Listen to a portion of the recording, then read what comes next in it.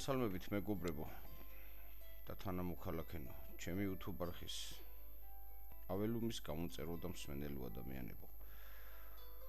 უპირველესად მინდა გითხრათ არხის დასახელების თაობაზე. სიტყვა აველუმი კაცობრიობის ისტორიაში ყველაზე იდუმალებით მოცული ერის შუმერტი სიტყვა და თავისუფალ სრულუფლებიან მოქალაქეს ნიშნავს.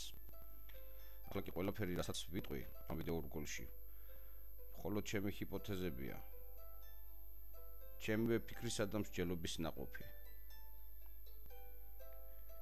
მე მათ არავის ვახვევ თავს და რა თქმა უნდა ნებისმიერ უფლება გაქვთ იფიქროთ ისე როგორც თქვენ გნებავთ. ეს სრულიად მისაღები და ნორმალურიცაა.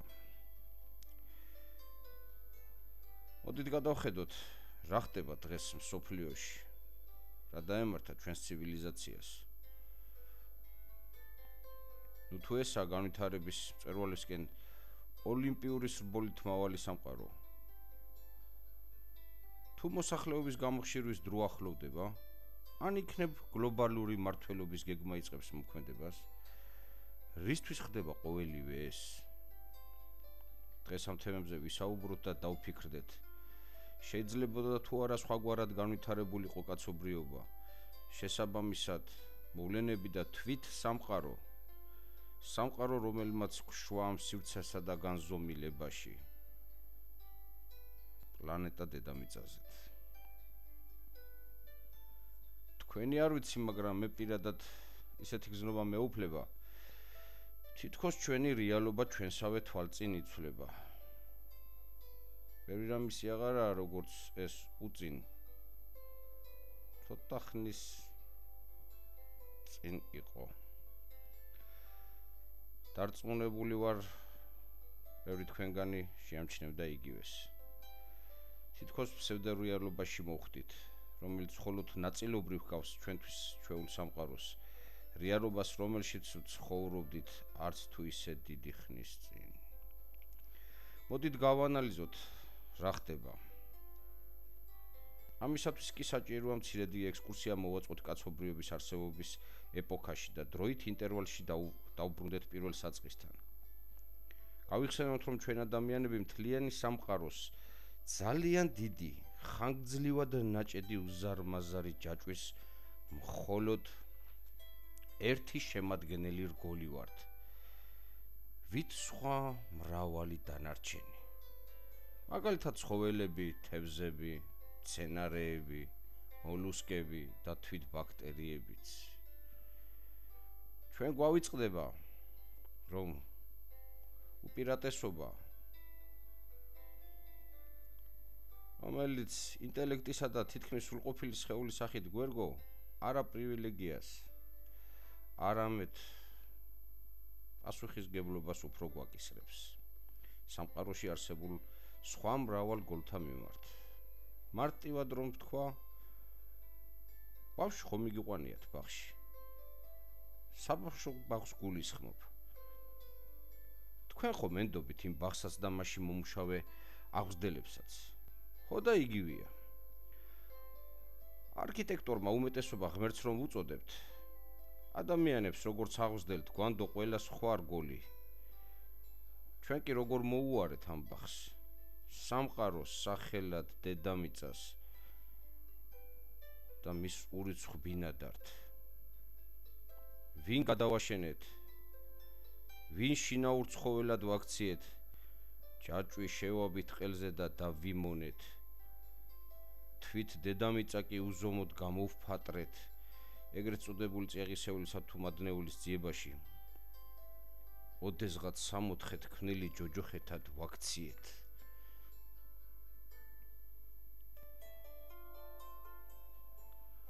ოღონდ დეგა ყველას და ყველაფერს ვადანაშაულებთ. საკუთარი თავის გარდა, ბუნებას სტიქიის სახით, დემონებს სატანის სახით, თვით შემქმნელსაც კი მივწვდით ღმერთის სახით.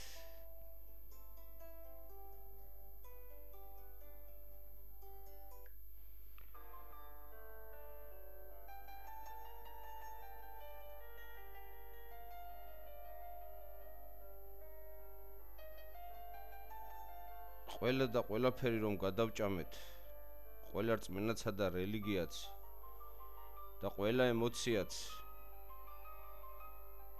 ერთ ურთს დავერიეთ, კაცთა ყვლით ხელნი დავიმძიმეთ,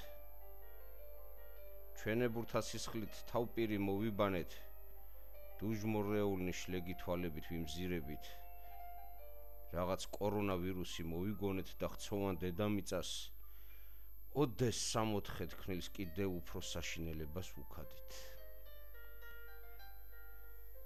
ჩვენ სხვა სცენი გვჭირს, არა თუ კორონა, მაგრამ ამაზე სხვა დროს იყოს, სხვა დროს ვისაუბრებ. ეხლა კი გეტყვით.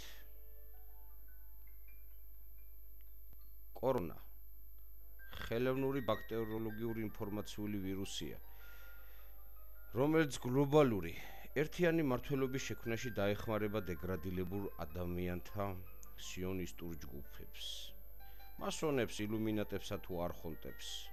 უკანასკნელი ჩვენი სამყაროს ნაწილი არ არიან, მაგრამ მათ მატერიალიზებას ჩვენს განზომილებაში ხსენებულნი უწყობენ ხელს. რაც შეეხება სხვადასხვა ქვეყნის მმართველებს, პრეზიდენტებსა თუ პრემიერ-მინისტრებს, სოფლიოს ყველა ქვეყნის ხელისუფალთ. მათ აწყობდათ მიმდინარე კრიზისი, სახელად ვირუსული ეპიდემია. ზოგიერთ მათგანს მწვანეჟელეტიანთა პრობლემა ჰქონდა, ზოგს შრომელთა დისკრედიტაციის, ზოგს არჩევნების, ზოგს ადამიანთა უფლებების, გლობალური დათბობისო, დემოკრატიისო და ასე უსასრულოდ, ზოგს კი თუ უმეტესობას არა, ყველას ერთად აღებული. უკაცრავად და სადღაც სოფლიოში ესოდენ ნაქები დემოკრატია, ან ადამიანთა უფლებები და თავად უფლება დამცველნი ასე მრავლად რომ გვასხდნენ კისერზე, ან ეკოაქტივისტები სად გაქრნენ? უცნაურია ყველაფერი. აკი ვამბობდი კიდეც, პოზიციას და ოპოზიცია ერთი ხლამია, ერთ თამაშს თამაშობენ თქო. როგორც უილიამ შექსპირი იტყოდა, სოფლიო სპექტაკლია და ჩვენ მისი მსახიობებიო. მე კი გეუბნებით თქვენ. სოფლიოში დიქტატურის დამყარება მიმდინარეობს. არაერთხელ მithქვამს, დემოკრატია თავისუფლების ილუზიაა და იგი ფეოდალიზმის თანამედროვე ფორმაა, კაპიტალიზმის სახით ხორცშესხმული თქო და აჰა, სანაკეფმო კაპიტალიზმმა თავისწილად ბრჭყალებში ჰუმანური დემოკრატიიდან შვა ახალი გლობალური დიქტატურა. სოფლიოს ერთიანი მმართველობის გამართლებას აუცილებლობის ეგიდით თვით დიდი ბრიტანეთის მთავრობა ახმოვანებს. ვირუსულ პანდემიასთან ვითომდა ეფექტური საბრძოლო ფრონტის შესაქმნელად. როგორ ყველაფერი ნათელია და ხელის გულზეა, ხოლოდ იზღა დარჩა გასარკვევი.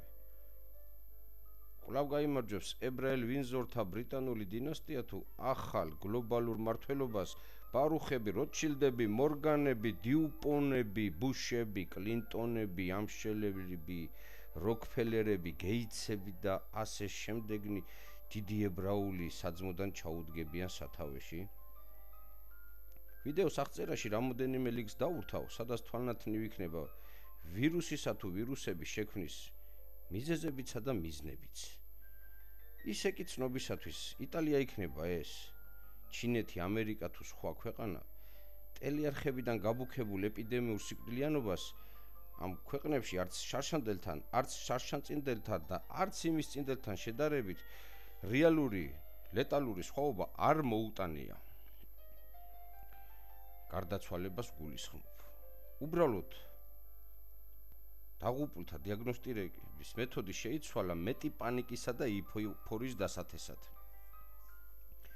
ნიშნულობა აღარ აქვს, იქნება ეს გულსისძარღვთა დაავადებებით, ინსულტით, ინფარქტით, სხვადასხვა ინფექციათა, პნევმონიითა თუ ხანდაზმულობით გამოწვეული გარდაცვალება, ყველას კორონავირუსით დაღუპულთა ჯგუფს აწერენ. თორემ ყოველწლიურად სოფლიოში დაახლოებით 60-70 მილიონამდე ადამიანი სხვადასხვა მიზეზთა გამო სამწუხაროდ აქამდენაც იღუპებოდა. მხოლოდ იტალიის მაგალითზე გეტყვით, დანარჩენი კი თავადვე გადაამოწმეთ. ყოველწლიური სიკვდილიანობა ამ ქვეყნისთვის 650,000 ადამიანს შეადგენდა, რაც დღიურად 1600-1800 ნიშნულს აღწევს. ეს კი საერთოდაც არ შეცვლილა, არც 1%-ით. ახლა თავადვე დაფიქრდით, რამდენად რეალურია ეგრეთ წოდებული პანდემიით გარდაცვლილთა მონაცემები და ის ეიფორია, რომელსაც მთელი საინფორმაციო საშუალებები თავს გვახვევენ. რაც შეეხება საქართველოს. საქართველოს მოსახლეობამ ეს ვირუსი შეიძლება ითქვას წარმატებით გადაიტანა გასული წლის ოქტომბრიდან მიმდინარე წლის იანვარ-თებერვლის დასაწყისის ჩათვლით. გაიხსენეთ ეს პერიოდი, როგორ იყო გადავსებული საავადმყოფოები ადამიანებით, რომლებიც სიცხესა და მაღალ არტერიულ წნევას უჩიოდნენ. გულის რევის შეგრძნებასა და სისუსტეს, მშრალ ხველებას. ზემოთ ჩამოთვლილი სიმპტომები ერთ-ერთი ემთხვევა COVID-19-ის ნიშნებს. უბრალოდ ეგაა, მაშინ მედიკოსებმა არ იცოდნენ ამ ვირუსის შტამი და პაციენტებს ჩვეული მეთოდებით მკურნალობდნენ.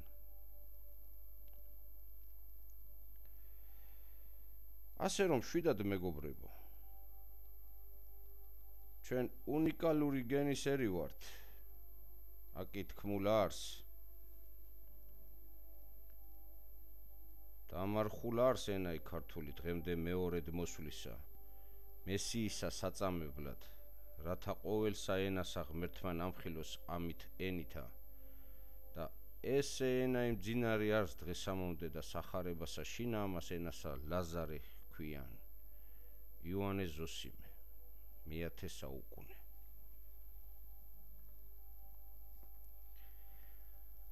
ახლა კი სავარაუდო სცენარი. ანუ პროგნოზი მინდა გამცნოთ. სოფლიოში სხვადასხვა ფორმით შემოღებული კარანტინით კომენდანტის საათი გახანგრძლივებული იქნება. სავარაუდოდ შემოდგომამდე ვირუსის მუტაციისა და გავრცელების მეთოდების ცვლილებების მომიზეზებით. რეალობაში კი ებრაელი გლობალისტები შეეცდებიან ჯარიმებისა და სხვადასხვა რეგულაციების ხარჯზე მიიღონ მეტად მორჩილი საზოგადოება. სოფლიოს მასშტაბით, რომელსაც ოდნავ მოგვიანებით შესთავაზებენ ვაქცინირებას ვირუსის წინააღმდეგ. და ეს ვაქცინირება სულაც არ იქნება ანტივირუსული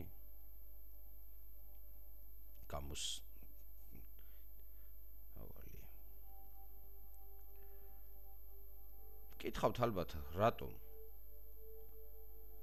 გლობალისტების ერთ-ერთი უმთავრესი მიზანი ხომ დედამიწის მოსახლეობის მკვეთრი შემცირება. ხსმენიათ ალბათ ოქროს მილიარდზე. ასე ხშირად რომ ისმის იგივე ტელევიზორიდან ამ სიონისტების პირით. იგივე ბილ გეიტსი, რომელიც ახლა აქტიურადაა დაკავებული ვაქცინირების პროპაგანდით. ხო და იქით გეკითხებით, რატომ იზრუნებენ ისინი თქვენს ჯანმრთელობასა და კეთილდღეობაზე?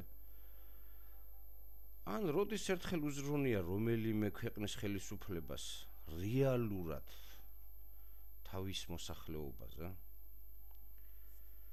ასევე აქტუალურია 5G-ის ინტერნეტის დამკვიდრების თემა, რომელსაც ძალზე დიდი მავნებლობა მოაქვს ყველა ჯანმრთელი ორგანიზმისათვის. და რა თქმა უნდა ადამიანისთვისაც.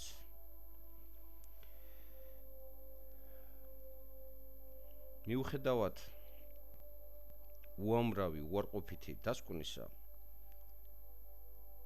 გეცოდინებათ ალბათ ჩინეთმა, კორეამ, ირანმა და სხვა რამოდენიმე სახელმწიფომ უკვე დანერგა 5G ინტერნეტი.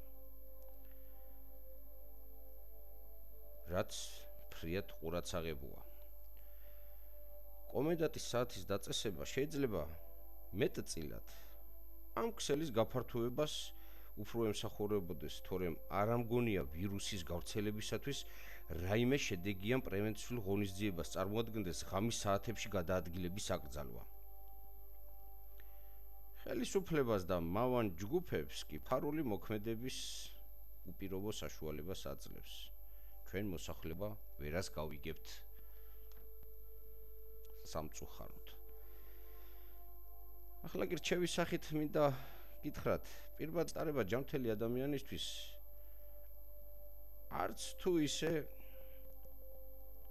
სახარბიელო თემაა. მით უმეტეს, როდესაც ირღვევა პირბადის ექსპლუატაციის წესები და ნორმები. იგი ფსიქოლოგიურ ხასიათს უფრო ატარებს, ვიდრე რეალურად პრევენციისას და ერთგვარად ჯანმრთელობისთვის ფრიად მავნია კიდეც, რადგან მასზე უამრავი ბაქტერია და ვირუსი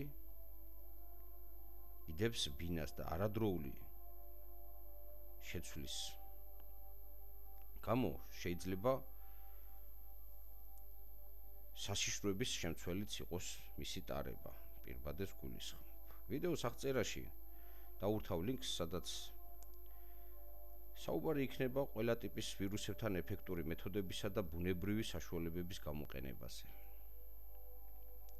ასევე მინდა გთხოვოთ, ნაკლებად უყურეთ ტელევიზიებს. ისინი ხომ ებრაული გლობალისტების ხელში ზომბირების საუკეთესო იარაღია. მე პირადად არც ერთი სიტყვა არ მჯერავს ოფიციალური წყაროებიდან გაჟღერებულის და ეს არაერთმა უკვე წასულმა ვირუსულმა ეპიდემიამ დაადასტურა. იქნება ეს ფრინველის გრიპი, ღორის გრიპი, SARS-ი თუ ასე შემდეგ, ებოლა თუნდაც.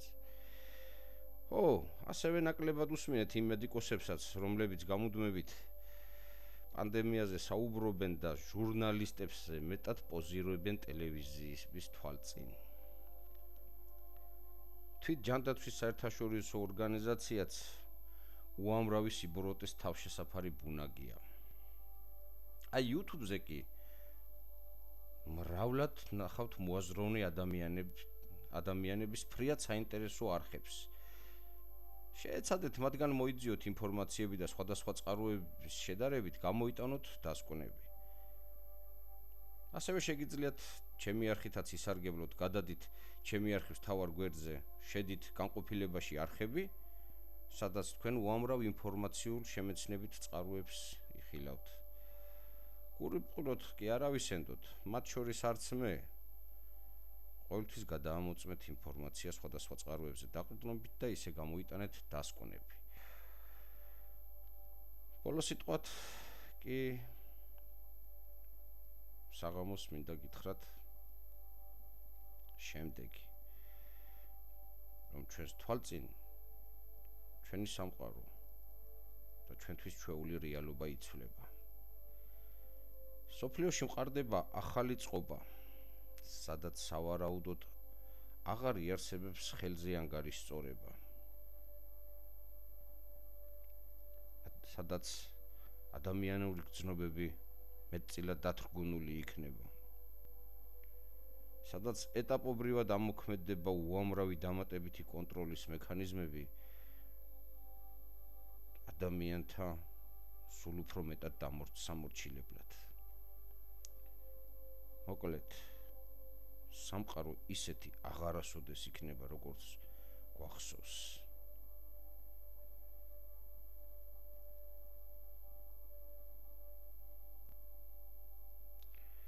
მაგრამ მინდა ამაღლებულ ნოტზე დავამთავრო ეს ჩემი მიმართავ თქვენ და მე. და გამცნოთ ყოველივე ზემოთ ხმულს საქართველოსთვის ერთი ძალზე დიდი პლუსი და დადებითი მხარეც აქვს. მთელ სოფლიოში მარგალიტებად გაბნეული ქართველობა უბრუნდება დედა სამშობლოს. კეთილი იყოს თქვენი მობრძანება ადამიანებო. სრულიად საქართველოს მოსახლეობას კი მოუწოდებ ყოველ მოსახლეს არ გაუშვათ უნიკალური შანსი ხელიდან და ვისაც რითი და როგორც შეგვიძლია დავეხმაროთ ჩვენს დებსა და ძმებს შვიდობით და დროულად შინ დაბრუნებაში. ჩვენი ერის ფესვებს ისტორიის ღრმად შესწავლისას შუმერებთან მივყავართ, მესოპოტამიის კულტურასთან, საიდანაც კავკასიონის მთებისკენ დაძრულა უძველესი ერი ხეთები, შუმერთა მომავლები. უდიდესი ქართველი პოეტიც ხომ მესხეთზე გვამცნობს, აქ დაიწყო საქართველოს საკვანი.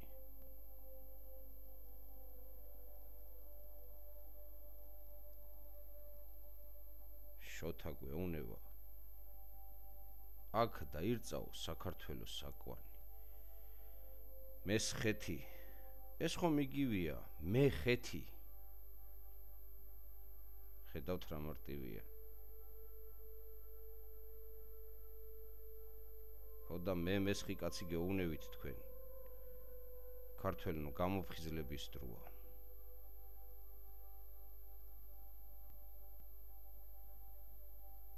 თავისუფლებას და სრულყოფილ ადამიანად ყოფას გისურვებთ. ასევე ჯანმრთელობას. აველუმ ქართველნო. ტექსტის ავტორი ჯემალ აბულაძე. კარგად ვსანდებოთ.